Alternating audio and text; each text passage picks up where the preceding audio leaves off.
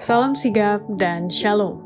Renungan kita pada hari ini, Selasa 6 Juli 2021, berjudul Untuk Hidup Selaras dengan Hukumnya.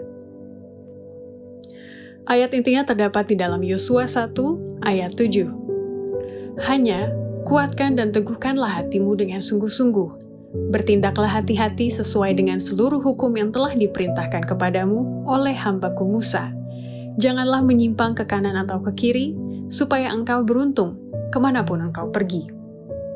Pena Inspirasi menuliskan yang dimaksud dengan judul renungan kita pagi ini, untuk hidup selaras dengan hukumnya, sebagai petunjuk bagi kita untuk menghadapi hari esok dengan berani, adalah sebagai berikut.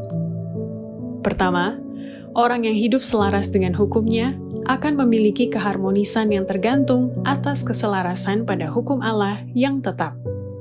Keharmonisan ciptaan tergantung pada keselarasan yang sempurna dari seluruh makhluk, dari segala sesuatu, baik benda hidup maupun benda mati, kepada Pencipta. Allah telah mengurapi hukum yang memerintah, bukan hanya untuk makhluk hidup, tetapi juga untuk beroperasinya seluruh alam. Segala sesuatu tunduk kepada hukum yang tidak tergoyahkan, yang tidak boleh diabaikan.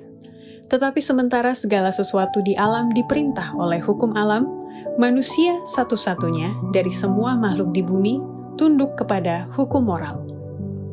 Kedua, orang yang hidup selaras dengan hukumnya akan memiliki keselarasan dengan Tuhan yang bisa ditemukan dalam jangkauan kegiatannya yang benar.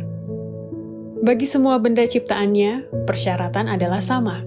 Suatu kehidupan ditopang oleh menerima kehidupan dari Allah.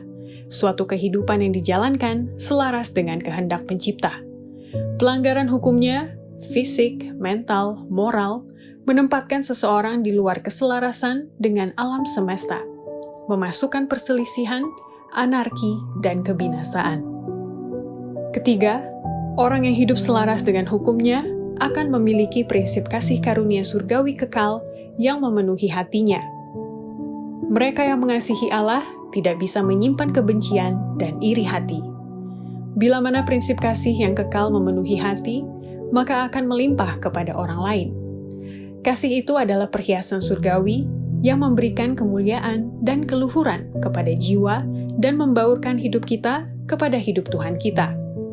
Tidak menjadi soal berapa banyak kualitas baik yang kita miliki, seberapa terhormat dan murni diri kita anggap, jika jiwa tidak dibaptiskan dengan kasih karunia surgawi kepada Allah dan kepada satu sama lain, kita masih kurang dalam kebaikan yang sejati dan tidak layak masuk surga, di mana ada semua kasih dan persatuan. Keempat, orang yang hidup selaras dengan hukumnya akan memiliki kasih yang murni dan suci, yang harmonis atau selaras dengan roh Allah. Kasih bukan tidak masuk akal. Kasih itu tidak buta. Kasih adalah murni dan suci. Tetapi nafsu hati alamiah adalah sesuatu yang lain. Sementara kasih yang murni memasukkan Allah ke dalam rencananya dan akan sangat harmonis atau selaras dengan roh Allah, nafsu akan keras kepala, kasar, tidak masuk akal, bersifat menentang, dan akan membuat sasaran pilihannya suatu berhala. Akan ditunjukkan kasih karunia Allah dalam semua tingkah laku seseorang yang memiliki kasih sejati. Demikianlah renungan kita pada hari ini, kiranya Tuhan memberkati kita semua.